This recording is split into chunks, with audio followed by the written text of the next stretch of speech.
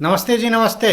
स्वागत है आपका रोविंग फैमिली के एक नए ब्लॉग में। पिछले 15-16 सालों से मैं अपनी फैमिली के साथ इंडियन हाईवेज पर रोड ट्रिप्स कर रहा हूँ और पिछले 3-4 साल से यूट्यूब पर ब्लॉग्स भी पोस्ट कर रहा हूँ। अब क्या है कि मेरे ब्लॉग्स में अक्सर दिखता है कि मैं बीपीसीएल के कोको पंप्स पर अक्सर फ्यूल लेता हूँ या रुकता हूँ। तो लोगों की बहुत क्वेरी आती है कि बीपीसीएल का कोको पंप क्या है, कहाँ कहाँ लोकेटेड है और ये मैं क्यों प्रेफर करता हूँ। तो आज के ब्लॉग में यही सारी बातें डिस्कस करेंगे और साथ में अंत में मैं आपको एक लिस्ट भी शेयर करूँगा कि इंडिया में बीपीसीएल कोको पंप्स कहाँ कहाँ लोकेटेड है। तो देखिए जी, कोको का मतलब होता है कंपनी ओन्ड, कंपनी ऑपरेटेड। ये जो फ्यूल पंप्स होते हैं ये आईओसीएल, बीपीसीएल और एचपीसीएल तीनों के पास है, बट बीपीसीएल के थोड़े ज़्यादा कॉमन है। आईओसीएल और एचपीसीएल के कोको पंप हाईवेज पर कम मिलते हैं। अब ये जो कंपनी ऑन्ड, कंपनी ऑपरेटेड है, इसका मतलब कंपनी ही इनकी स्वामी है और कंपनी ही इनका संचालन करती है। मतलब इसमें कोई डीलर इन्वॉल्व नहीं होता है। तो इससे फ़ायदा क्या है? तो इससे फ़ायदा ये है कि चूंकि ये सीधे कंपनी के कंट्रोल में रहते हैं तो यहाँ आपको फ्यूल की क्वालिटी और क्वांटिटी दोनों 100% सही मिलती है। दूसरा, हाईवे पर जब आप चलते हैं तो कोको पंप्स पर आप रुक सकते हैं इनके वॉशरूम यूज़ करने के लिए। इनके वॉशरूम रिलेटिवली बाकी पेट्रोल पंप्स के मुकाबले आपको क्लीन मिलेंगे, साफ़ सुथरे रहते हैं। दिन में 3-4 बार ये सफाई करते हैं। ये पंप्स हाईवे पर जो होते हैं ना, बहुत बड़े साइज़ के होते हैं और इनका एक टिपिकल स्ट्रक्चर होता है। फ्रंट पार्ट जो होता है ना, वहाँ पर कार्स और बाइक के लिए रिफ्यूलिंग की व्यवस्था होती है और पीछे के हिस्से में ट्रक और बसेस के लिए डीजल रिफिलिंग की। साथ ही अब सीएनजी भी आ गया तो वो भी ये रखने लगे हैं। इन पंप्स का साइज इतना बड़ा होता है ना कि इसमें ड्राइवर्स के लिए, ट्रक और बस ड्राइवर्स के लिए अलग से व्यवस्था होती है पीछे में पार्क करके खाना बनाना और रहने की। इनफैक्ट नहाना धोना सोने की भी उनकी व्यवस्था रहती है। तो ये ट्रक ड्राइवर्स के लिए तो मतलब बेस्ट प्लेस माना जाता है जब हाईवे पे उनको रुकना होता है। तो इसमें हम लोगों का क्या फ़ायदा है? तो अगर आप रोड ट्रिप पर हैं और रात में कहीं सोना है आपको ना हाईवे पर 2-3 घंटे के लिए, तो बीपीसीएल के कोको पंप बहुत सेफ जगह है। ये 24 घंटे ऑपरेशनल होते हैं। आप आराम से कार पार्क करके यहाँ पे 2-3 घंटे सो सकते हैं, क्योंकि यहाँ पे रात भर ट्रैफिक आता जाता रहता है, गार्ड्स वगैरह अवेलेबल रहते हैं, कोई दिक्कत की बात नहीं है। वेल लिट प्लेस होता है। साथ ही बीपीसीएल के कोको पंप्स पर आपको एक घर ढाबा एसोसिएटेड जरूर मिलेगा। घर ढाबा जो होता है वो इनका ढाबा होता है जो कंपनी नहीं चलाती, ये कॉन्ट्रैक्ट पे दे देती है किसी को। लेकिन जैसा कि नाम है ना घर ढाबा, वो उसमें जो खाना मिलता है ना वो ट्रक ड्राइवर्स के रेट्स के हिसाब से मिलता है। मतलब काफ़ी इकोनॉमिकल रेट पे खाना मिलता है। हालांकि कुछ बीपीसीएल के कोको पंप ऐसे भी है जहां आपको थोड़े ब्रांडेड आउटलेट्स भी मिल जाएंगे, लेकिन most of the BPCL COCO pump पर आपको घर ढाबा ही मिलेगा। अभी मैं बीपीसीएल के कोको पंप कल्याणगढ़ पर खड़ा हूँ। ये बावला के पास है, अहमदाबाद राजकोट हाईवे पर। अब देखिए कितना बड़ा पंप होता है। यहाँ से ना एंट्री है हाईवे से और आगे चल के एग्जिट है।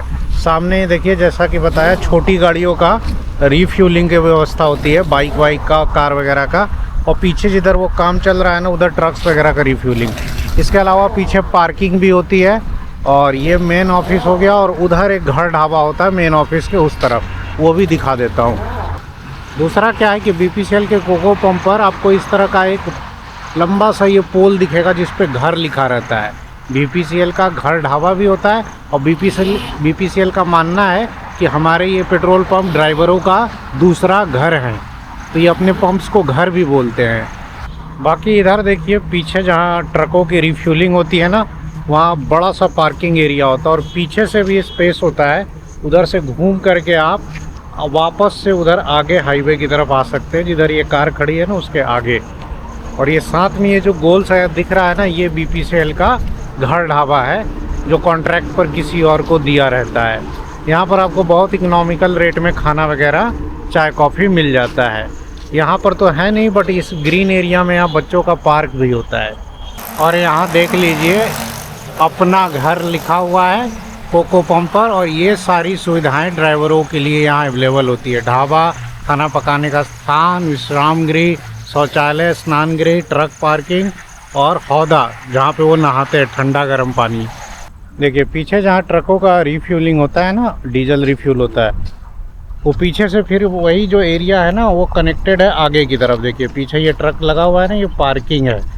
और इधर जो है ना दुकान भी होती है किराने की। देखिए वहाँ एक लिखा हुआ है किराने की दुकान है, जहाँ से ड्राइवर भाई राशन पानी लेते हैं। और अपना खाना वगैरह बना सकते हैं। इधर देखिए ड्राइवर्स के लिए टॉयलेट है, और आगे के साइड में जो है ना वो कार वालों के लिए या जनरल पब्लिक के लिए टॉयलेट है। टॉयलेट रिलेटिवली साफ़ सुथरा ही रहता है। और यहाँ पार्किंग के बगल में ही देखिए रसोई घर का बोर्ड लगा हुआ है। बेसिकली खूब सारा खाली स्पेस है जहाँ ड्राइवर वगैरह खाना बनाते हैं।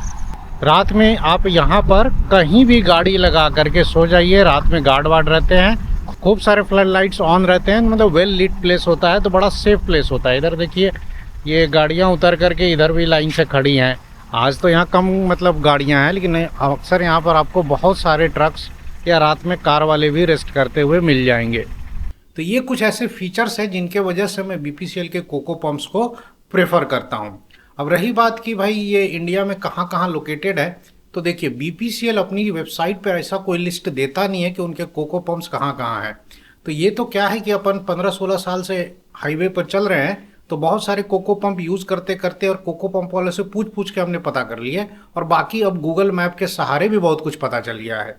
तो इन सारे पंप्स को मैंने शॉर्टलिस्ट करके गूगल मैप पर सेव करके एक लिस्ट बना ली है। वो लिस्ट डिस्क्रिप्शन बॉक्स में दिया हुआ है, आप उसको देख सकते हैं। बाकी बीपीसीएल के कोको पंप क्या है कि सरकारी कंपनी है, तो इसलिए भी प्रमोट करना थोड़ा अच्छा लगता है। अच्छा तेल तो आपको शेल में भी मिल जाएगा, जीओबीपी में भी मिल जाता है। फिर बात वही है ना कि आखिर सरकारी कंपनी है, देश की कंपनी है, तो अगर प्रमोट करना ही हुआ तो भाई उसी को करो।